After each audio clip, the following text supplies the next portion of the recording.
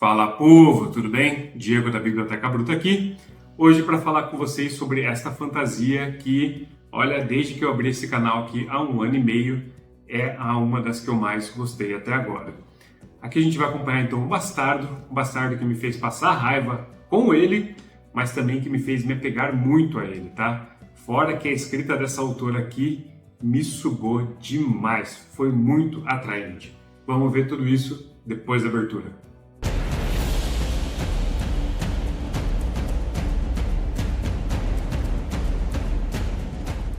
Galera, antes de começar, vamos para aqueles recadinhos de sempre, né? Já curta, segue, compartilha, comenta. Me segue também no Instagram, @bibliotecabruta.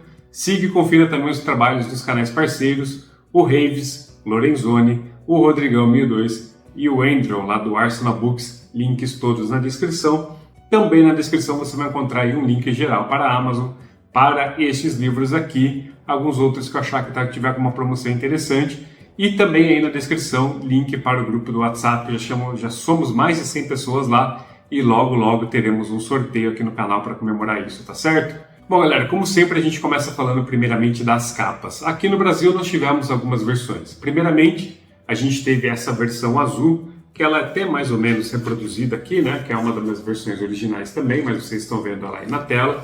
Uma versão bem simples, que não foi para frente. Não houve nenhum, os livros 2 e 3 não foram lançados nessa padronagem. Depois disso, a Leia veio com esta versão aqui, que é a segunda versão, né? Que eu gosto bastante dessa capa aqui. E por fim, nós temos aí a terceira versão agora da editora Suma. Uma versão que eu honestamente não gostei nem um pouco, assim. Ainda que esse do primeiro e do segundo volume são só ruins. A do terceiro eu acho horrível. Inexplicável, assim, parece gráfico de PlayStation 2, PlayStation 3, sei lá. Não gostei mesmo, tá? Já nas capas gringas, nós temos algumas coisas bem mais interessantes. De todas as capas gringas que eu achei legal, apenas uma não é em inglês, tá? É uma polonesa, mas eu vou começar com essa daqui, que é basicamente a capa padrão da série, tá? Essa daqui, essa padronagem, ela vai seguir os 16 livros, forma uma belíssima lombada na estante, tá? Para quem é colecionador aí, gosta de ver uma estante bonita.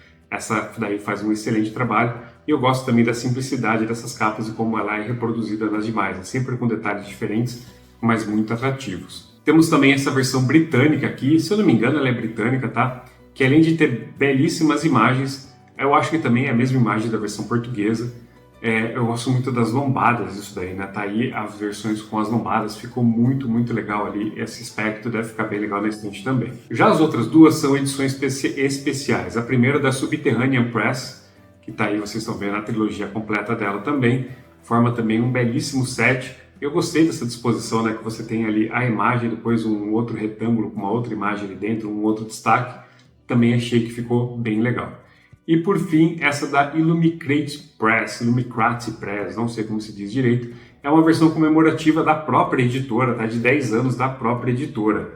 Nossa, esse daqui eu achei fantástico, principalmente as imagens dos livros 2 e 3, tá? Vocês estão vendo aí o conjunto completinho da quadrilogia.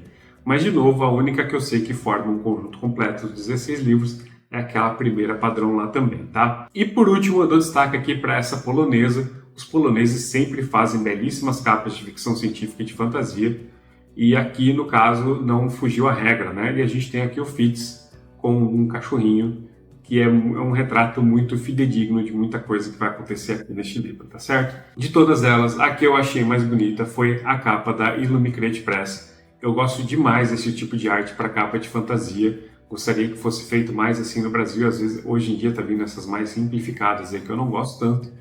E eu gosto também muito dessa versão da Leia aqui, tá? E gosto também muito da versão padrão, tá? Se ela fosse relançada aqui naquela versão padrãozinha lá, eu ia achar demais. Por fim, antes de adentrarmos nos livros, quem é Robin Hobb? Robin Hobb nasceu em 1952 na Califórnia. Hoje ela já conta aí com quase 75 anos. Começou a escrever lá na década de 80, em 1983, 85, mas ela usava um outro pseudônimo de Megan.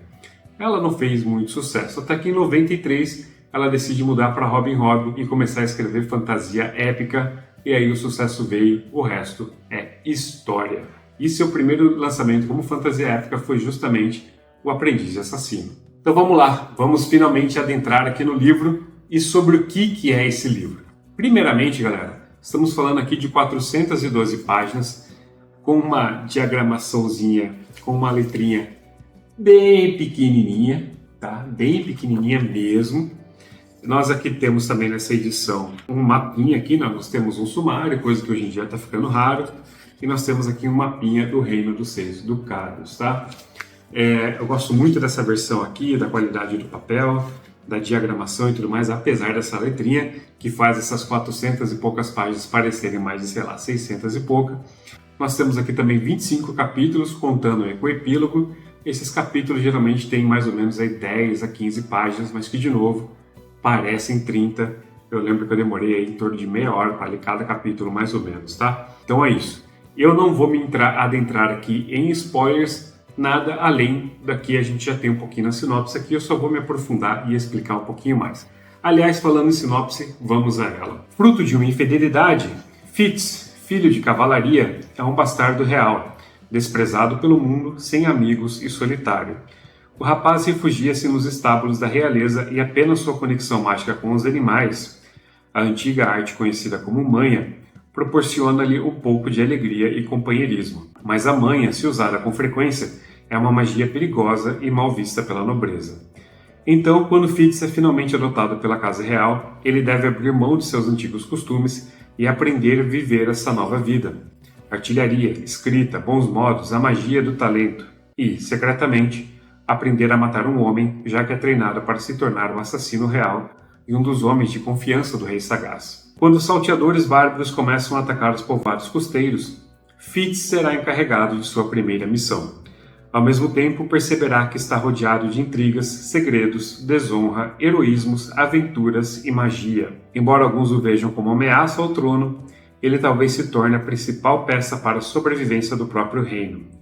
Em O Aprendiz Assassino, primeiro volume da série Saga do Assassino, Robin Hobb cria uma das histórias mais amadas da literatura de fantasia. Tá aí então a sinopse, vamos adentrar nela um pouquinho mais. É um livro contado em primeira pessoa, tá? Onde o nosso personagem principal, como vocês viram, o Fitz, ele está refletindo sobre sua vida, tá? Então aqui ele está nos contando tudo o que aconteceu desde sua infância. Para quem gosta de desenvolvimento de personagem, cara, isso daqui é um prato cheio, tá? E além de ser um livro em primeira pessoa, nós temos apenas um ponto de vista, tá? É só o ponto de vista do fim, tudo aqui do Fitz, tudo aqui é visto pelos olhos dele, são as impressões deles do mundo. E também é um livro com uma escrita bem mais cadenciada, tá, galera? Não só pela forma como a Robin Hobb descreve o mundo, né? Ela toma mais tempo para fazer a descrição um pouquinho das coisas, nada como um Tolkien ou um George Martin, por exemplo, aqui, tá? Mas ela toma um pouquinho mais de tempo para descrever isso. Ela faz os personagens serem um pouco mais clássicos no seu modo de falar, e ela reflete isso também no seu modo de escrita, como também pela escrita dela, né? Que ela é um pouquinho mais floreada, é um pouquinho mais lírica, com palavras mais bem escolhidas para a leitura, tá? O que deixa o ritmo da leitura um pouquinho mais cadenciado, um pouquinho mais lento, fazendo isso daqui ser uma clássica fantasia de slow burn. Essa fantasia que vai queimando aos poucos, vai acendendo a chama aos poucos dentro do leitor, tá? A história então vai se passar no Reino dos Seis Ducados, que, como vocês viram aqui no mapa, estão ali mais ou menos numa península, né, deste continente, uma grandíssima península. E esses seis ducados estão juntos aí por diversos motivos, né? Seja porque uns foram conquistados pelos outros, por acordos comerciais, acordos casamentais, ou seja mesmo porque alguns se viram pressionados a se juntar, né? Então eles estão aí juntos por diversos motivos. 4 desses ducados são costeiros e 2 são interioranos. E entre eles ainda há aí muitas intrigas, muitas rivalidades, principalmente entre os costeiros e os interioranos. Nós temos também muitos ressentimentos antigos. Por exemplo, a rainha aqui, ela é de um povoado que se sente no direito deles serem os reis, e por aí vai, tá? Então há muita intriga, muita politicagem acontecendo aqui no meio desses 6 ducados. Por um lado, como eles são meio que uma península, eles são rodeados ali de água por 3 lados, e também há ali várias ilhas com o povoado dos ilhéus, e na sua conexão maior com o continente, eles são fechados ali por uma rede de montanha que tem os reinos dos montanheses também, tá? Então aqui acho que deu para vocês verem bem, eu também deixei uma imagem aí de como é este mundo. Além disso, pelo menos nesse primeiro livro, nada é muito dito, tá? Praticamente nada é dito fora desse escopo aqui que eu apresentei para vocês. Acompanhamos aqui então Fitz Cavalaria, um bastardo, filho do príncipe Cavalaria, que é filho do rei Sagaz. Como assim, né? Como assim esses nomes? Pois bem, aqui nessa história a gente vai ter um contexto em que os personagens, principalmente os da nobreza, eles recebem nomes quando crianças ou quando eles se juntam à nobreza, né? Seja por conta de casamento ou alguma coisa assim, eles recebem nomes que as pessoas, que os pais ou alguém, enfim, quem está ali nomeando a pessoa no momento, gostariam de refletir uma certa personalidade nessa pessoa, nesse nobre, né? Seja uma personalidade que ela já tem, por exemplo, quando uma princesa se casa lá com cavalaria, ela recebe o nome de paciência, ou então uma característica que eles gostariam que essa criança tivesse quando crescesse, né? Então meio que vai doutrinar essa criança para seguir essa característica, tá? Então nós temos aí o rei Sagaz, que tem 3 filhos. Ele tem o filho Cavalaria, ele também tem o filho Veracidade e o filho Majestoso. Cavalaria e Majestoso são os filhos mais velhos, frutos do primeiro relacionamento do rei Sagaz. O segundo é o Majestoso, ele já é um pouco mais novo, bem mais novo acho que até, né?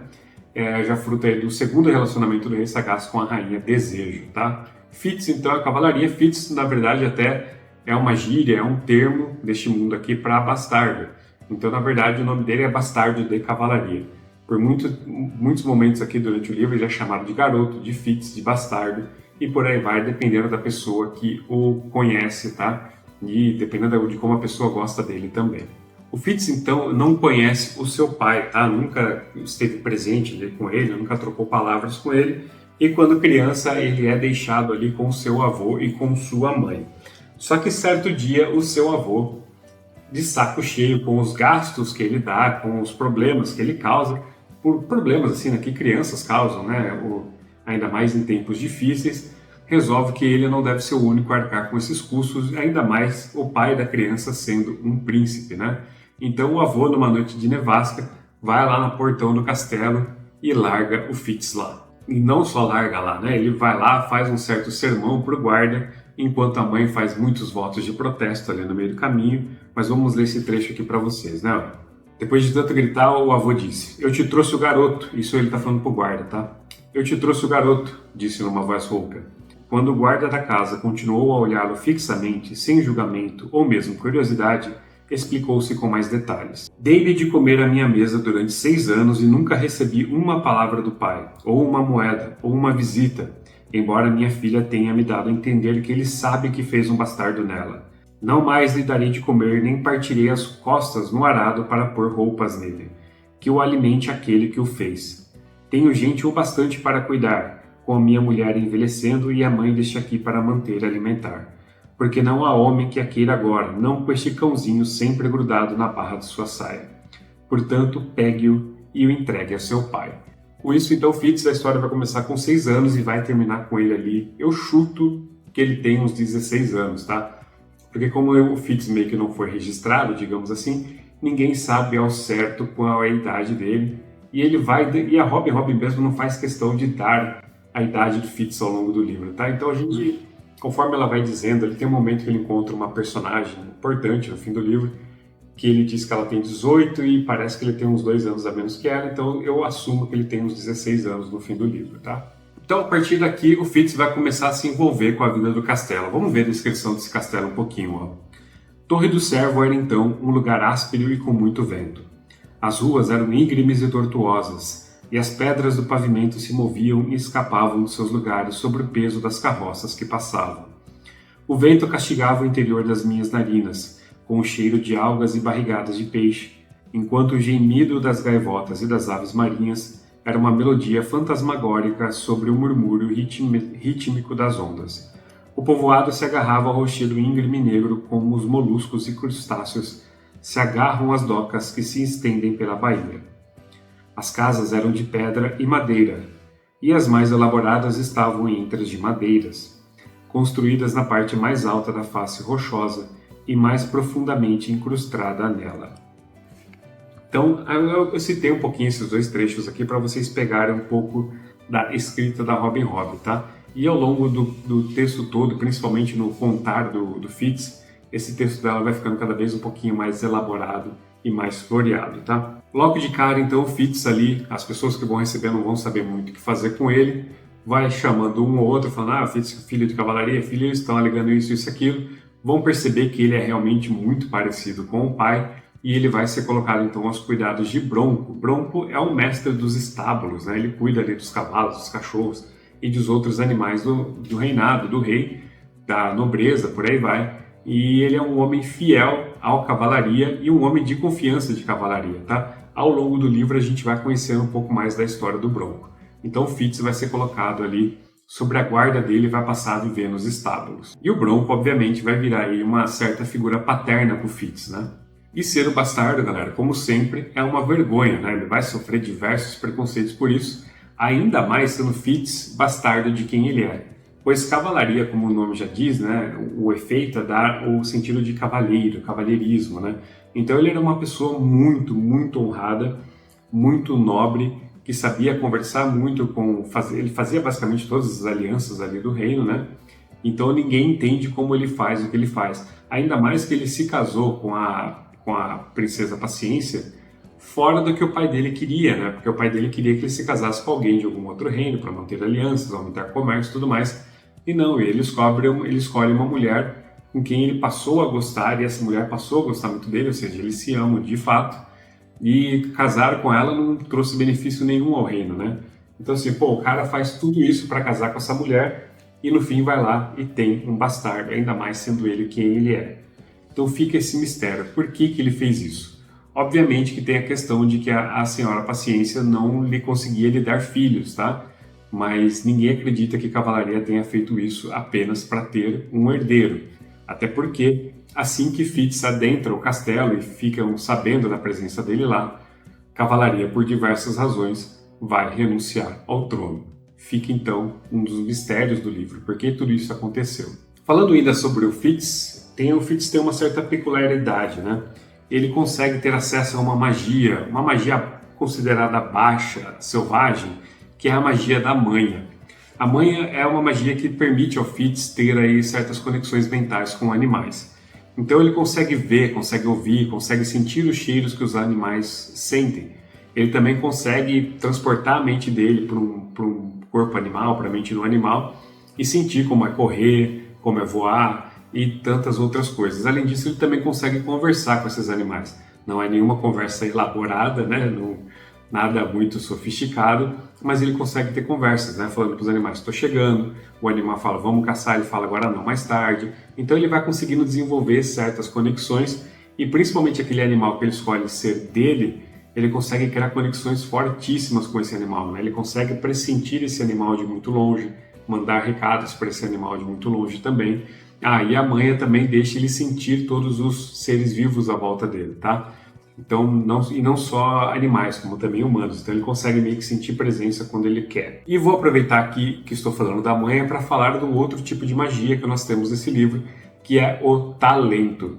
O talento é para os seres humanos o que a manha é para os animais. Consegue fazer coisa muito similar, tá? Então consegue ali fazer conexões mentais para trocar conversas, informações, independentemente de distâncias.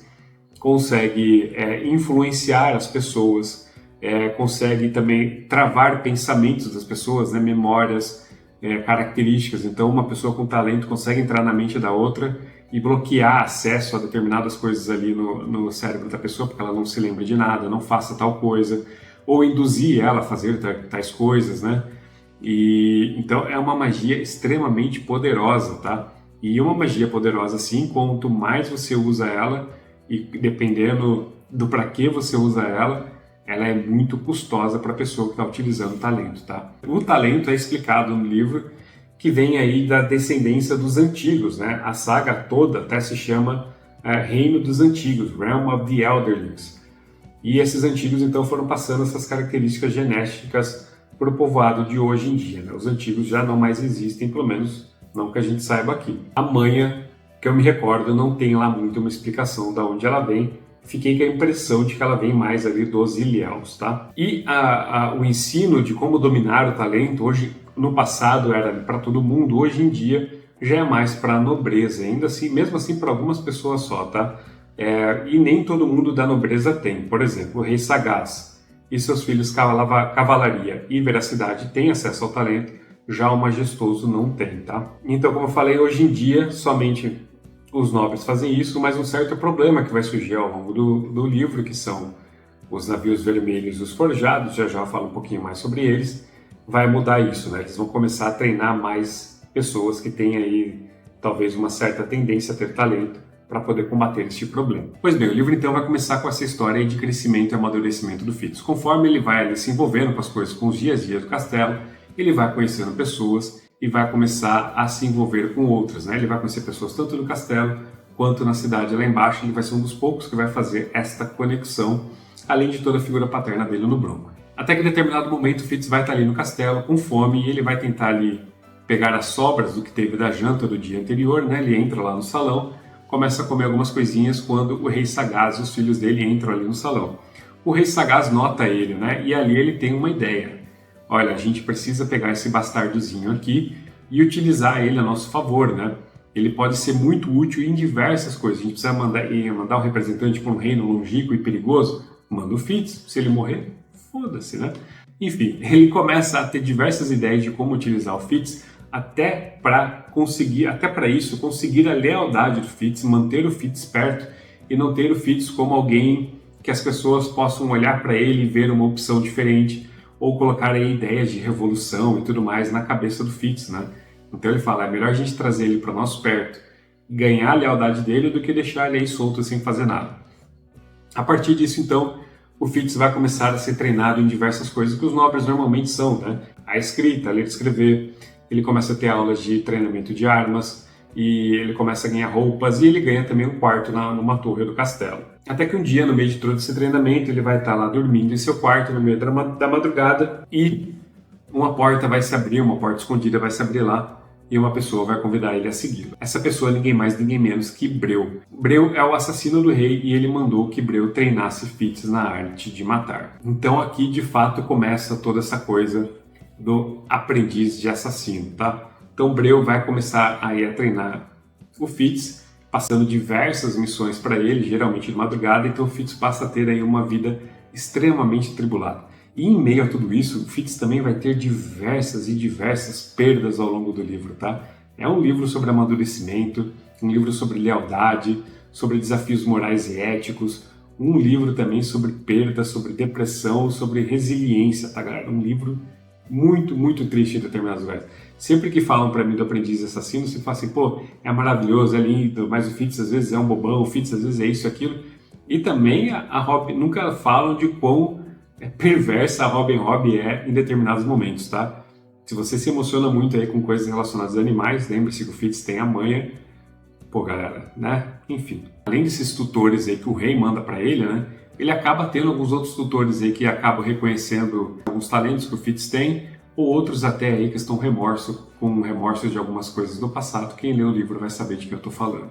Mas até que é um treinamento meio bobinho, mas que ajuda o Fitz. E o legal desse treinamento do Fitz aí como assassino é que ele não pode falar para ninguém que ele está sendo treinado disso, né? Então no começo a gente vai ver muito o Fitz ali com sono, cansado, mas não podendo dizer o porquê.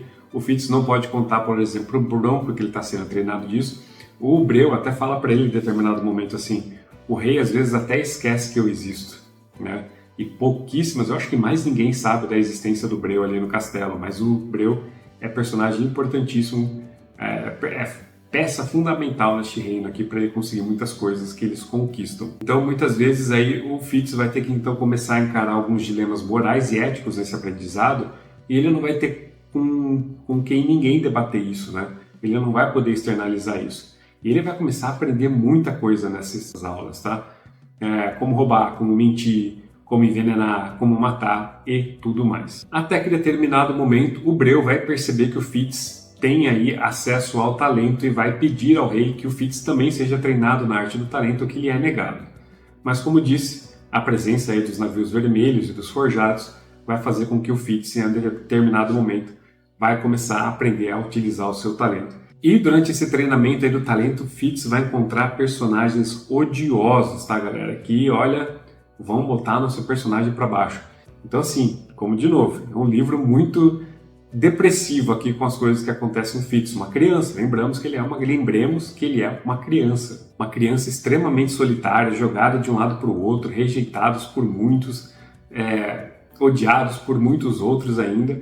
Poucas são as pessoas que vão ali falar bem do Fitz, vão tê-lo em boa estima, né? E justamente por essa solidão, né, por ser tão rejeitado desde criança, o Fitz ele é uma pessoa que vai se apegar muito fácil a qualquer um que demonstrar para ele ali um certo respeito, uma certa gratidão, uma certa boa vontade com relação a ele. E quando ele decepciona, ele vai fazer meio que de tudo para agradar essas pessoas. E quando ele entra em desentendimento com essas pessoas, ou ele toma um sermão, alguma coisa delas, ele fica extremamente mal, assim, extremamente depressivo, às vezes até de forma exagerada, tá? Mas esse é o Fitz, é alguém que está buscando conforto. A mãe até, eu acho que eu não comentei lá atrás, vai ser um grande problema dele com o Bronco, tá? O Bronco vai perceber que ele utiliza isso e vai falar para ele assim, para de usar isso, porque eu já vi pessoas que se tornaram animalescas, de tanto que elas ficam com a conexão com os animais, elas não conseguem mais quebrar isso. E o Fitz, a pouca alegria que ele tem é essas conexões com os animais, né? Muitos animais ali que ele vai ter contato, ele tem basicamente como irmãos dele, né? Então vai ser muito difícil a relação desses dois nesse ponto. Além do Fitz conseguir então aí ter acessos aos dois tipos de magia, outra grande qualidade dele é a lealdade dele, tá? Então, quando uma missão é dada para ele, ele cumpre. Quando ele encontra pessoas que fazem o bem para ele, ele respeita e tem essas pessoas em grande estima e sempre vai ter essa grande lealdade para com tudo. Mesmo com o rei, que ele sabe que o rei pode a qualquer hora mandar ele morrer porque ele quer que ele morra agora, o rei pelo menos deu um caminho de vida para ele, deu uma oportunidade, deu comida, deu roupa, deu casa e tudo mais, né? Então, mesmo com o rei podendo fazer isso com ele, ele é extremamente leal ao rei, extremamente leal às pessoas com que ele vai curtir e ele vai aprender. E o Fitz também, uma outra grande característica dele, é que ele sabe muito bem reconhecer que errou e mudar seu caminho, mudar seus jeitos, tá? Então, galera, o problema que vai surgir aqui, que vai começar a dar missões maiores para o Fitz, são os navios vermelhos e os forjados. Que são isso? Os navios vermelhos, eles estão vindo aí de algum local dos Ilhéus, ou de algum lugar mais distante, talvez, e eles estão atacando a costa dos Seis Ducados. Mas eles não só atacam a costa, eles atacam a costa, pilham, sequestram pessoas e mandam o seguinte recado: ou vocês nos pagam agora e a gente mata todo mundo, ou se vocês não nos pagarem, a gente devolve ele para vocês. Aí todo mundo fica, mas como assim? Como assim? Não deveria ser ao contrário? Eles falam, não, é isso mesmo. E aí os reinos inicialmente não pagam. Quando as pessoas são devolvidas, eles vão perceber ali que eles deveriam ter pago para matar todo mundo. Porque essas pessoas são devolvidas ali numa condição animalesca, quase zumbi. Eles não infectam outros, né? Mas eles são devolvidos numa condição ali quase de zumbi. Eles têm pouquíssima consciência, eles até falam alguma coisa, mas eles se movem, fazem tudo na base do puro instinto bestial que eles tiverem, né? Então eles querem alguma coisa, eles matam, eles querem alguma comida, eles matam também. Então eles começam a vagar e destruir aonde eles são deixados, tá? Então começa a haver esse problema, os navios vermelhos atacando a costa e os forjados surgindo cada vez mais e o reinado não sabendo como combater tudo isso. Então, galera, para encerrar essa parte aqui, nós vamos ter um livro muito sobre crescimento, amadurecimento, né? Sobre respeito, sobre lealdade, sobre amizade, sobre um pouquinho sobre preconceito, sobre respeito aos animais e diversos outros temas menores, tá? Então vamos lá para a próxima sessão. O que eu gostei? Gostei principalmente dos desenvolvimentos de personagem, por isso eu disse aqui que é um livro prato cheio para isso. E não só com Fitz, tá? Diversos personagens secundários aqui são extremamente bem desenvolvidos. Em momento nenhum a Rob joga na sua cara assim, esse aqui é tal por causa disso. Todos eles que são importantes, ela vai desenvolvendo aos poucos ao longo dos livros, tá? Todos eles têm sua própria voz, todos eles têm sua própria característica, todos eles têm suas próprias ambições e desejos e vontades e realizações do passado. Todos eles também têm um certo ar de mistério que aos poucos vão sendo revelados ao longo do livro. Alguns ainda, pelo visto, vão ficar para os próximos. E isso me pegou demais, tá? Eu gostei muito desse desenvolvimento de personagem, de novo, não só do Fitz. E um dos mais legais que eu gostei aqui é a presença do Bobo da Corte. O Bobo da Corte é um caso à parte, tá? Porque ele foi comprado às muitas custas, por muito dinheiro, porque ele tem aí uma condição especial nele, tá? Até o jeito que ele fala é complicado, meio enigmático, e ele aparece aqui de vez em quando no livro para conversar com o Fitz, E é uma das partes mais legais aqui que eu fiquei mais conjecturando mistérios e conspirações aqui com as falas do Bobo, tá? Gostei também aqui, como eu disse para vocês, da criação do mundo, porque segue o mesmo esquema do desenvolvimento de personagens. Não tem nada jogado na nossa cara, não tem aquele despejo de informação. A Robin Hood vai construindo este mundo aos poucos, seja nas introduções dos capítulos, porque todo capítulo começa aqui com uma introdução dizendo um pouquinho mais sobre esse mundo, né? Você pode até ver que às vezes eles estão aqui em itálico. Deixa eu pegar um aqui para mostrar para vocês. Então, por exemplo, aqui no capítulo 3, você tem um trechinho aqui destacado que vai explicar um pouquinho melhor sobre algum assunto, sobre alguma coisa do mundo, e depois vem a história. E alguns desses trechinhos aqui são bem longos, pegando páginas até. Então nós temos tudo isso e eu gostei muito como ela fez essa construção de mundo. Achei criativo as magias e principalmente as formas que eles são utilizados ao longo do livro, e gostei principalmente dos mistérios que o livro deixa ao longo de tudo, né? Quem são os antigos, por que Cavalaria rejeitou Fitz, por que Cavalaria abdicou no treino, por que o Fitz pode usar ambas as magias, quem são os navios vermelhos, o que de fato acontece ali com os forjados, será que é a recuperação para os forjados, quem é o bobo, quem é inimigo, quem é amigo e tudo mais, tá? Então nós temos uma série de mistérios que o livro vai nos jogando, alguns vão sendo resolvidos, outros ficam claramente aqui para os próximos livros da trilogia. E gostei tanto dessa escrita do Fitz aqui que eu vou fazer uma comparação. Lá na resenha de Prince of Thorns, do Mark Lawrence, eu comentei como eu tive muito problema com a idade do personagem principal aqui, que é o Yorg, né? O Yorg tem basicamente a mesma idade do Fitz. Aqui o Fitz, como eu falei, começa com 6 e o livro termina lá com ele com 16. Aqui o Yorg começa com 9 e termina com 14, 15. Só que aqui, o jeito que o Mark Lawrence fez o livro, eu fiquei brigando com o livro o tempo inteiro sobre a idade do personagem, falando, eu não compro o que ele está fazendo, o que ele está falando. Já aqui, galera, pela escrita da Robin Hood, essa coisa mais cadenciada, mais floreada, mais explicada, mais trabalhada, mais conduzida, mais bem produzida, eu comprei facilmente o Fitz falando o que ele fala e fazendo o que ele consegue fazer, porque eu vi e senti a evolução desse personagem, me apeguei a ele, então eu comprei muito mais tudo que ele consegue fazer aqui, apesar da idade dele, né? Agora vamos lá, o que eu não gostei? Temos pouquíssimas cenas de ação aqui, o que você não espera de um livro chamado Aprendiz de Assassino, certo? Até porque, conforme a gente lê, a gente percebe que aqui não é um assassino tipo, sei lá, o Ezio Auditore lá no Assassin's Creed, ou Jason Bourne, alguma coisa assim. As poucas cenas de ação que tem são no máximo aqui ok, e olha lá, tá? Então assim, isso me decepcionou um pouquinho, mas conforme o próprio livro foi desenvolvendo, eu fui entendendo que tipo de assassino nós temos aqui.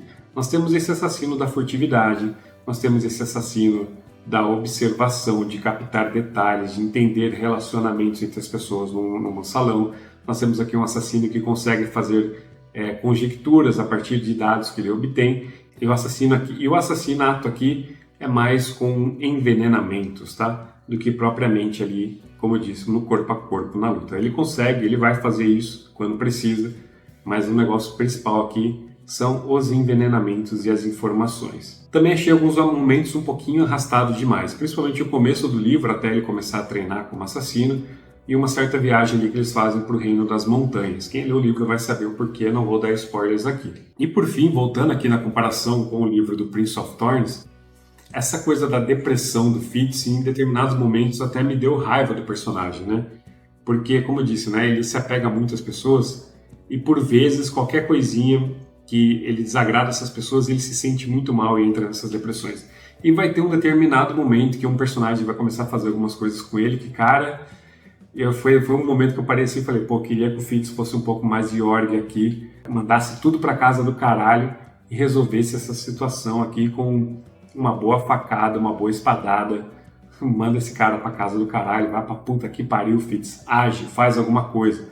Então, em determinados momentos, essa inocência, essa infantilidade do Fitz, essa depressão do Fitz me incomodou um pouco, assim. Achei que a Robin Hood foi um pouquinho meio longe, assim, né? Mas ela conseguiu passar a mensagem que ela queria passar para mim. Fora isso, galera, nada mais a reclamar, tá? Concluindo, então, a melhor fantasia que eu li fora Elric esse ano, tá? E fica demais a minha recomendação. Como eu disse, um livro aqui sobre amizade, sobre respeito, sobre superação, resiliência, sobre lealdade e sobre dificuldades da vida, né? De novo, Fitz é uma criança, é um bastardo rejeitado, jogado de um lado para o outro, e ele vai conseguir se sobrepor a muitas dessas coisas. Como é um livro de o Fitz já velho, contando coisas que aconteceram no passado, a gente sabe que o Fitz vai passar por tudo isso. Mas em diversos momentos aqui a gente vai vendo coisas deixando sequelas nesse personagem. Sejam sequelas psicológicas ou até mesmo sequelas físicas. E a gente vai vendo então, principalmente ali no final, né? O Fitz vai se envolver com um problema ali no final, que eu não sei se isso vai deixar sequelas físicas no Fitz daqui para frente. Vou ter que ler o segundo livro para descobrir. Então o saldo é extremamente positivo. Só não foi o melhor livro de fantasia que eu li o ano passado, porque ano passado eu li Elric, e Elric ele puxa mais para um lado fantástico, aventuresco, essa coisa um pouco mais capa-espada, que eu gosto demais, gosto muito.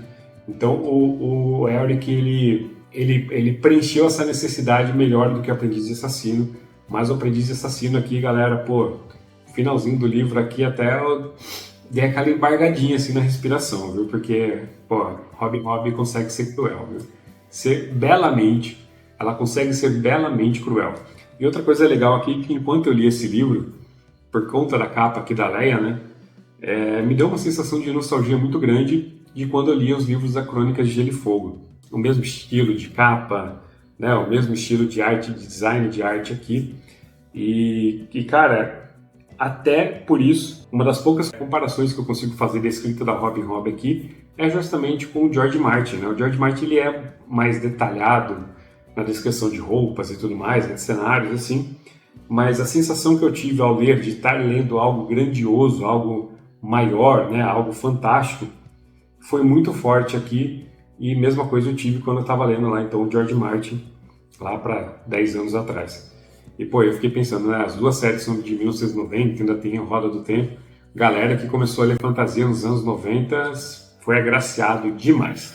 Então fica aqui a recomendação do primeiro livro de Aprendiz de Assassino da Robin Hood. Com certeza vou ler os demais livros. O segundo é então O Assassino do Rei, adoro essa capa aqui. E o terceiro livro é A Fúria do Assassino, tá? Esse terceiro livro aqui já tem o dobro de páginas do primeiro, vai dar um trabalhinho para ler. Não prometo a leitura desse segundo aqui para esse ano, não vou terminar a trilogia esse ano não, muito provavelmente vou ler aí nas férias de fim de ano para encarar esse calhamaço aqui, né? Férias de fim / começo de ano. Então tá aí, espero que vocês tenham gostado. Novamente, curta, comenta e compartilha. Me segue aqui e no Instagram, @Biblioteca Bruta. Entre aí também no grupo do WhatsApp. E a próxima resenha do canal, logo logo chega para vocês com o Explorador de Masmorras, tá certo? Minha primeira leitura aí de dezembro. Então é isso, muito obrigado e valeus!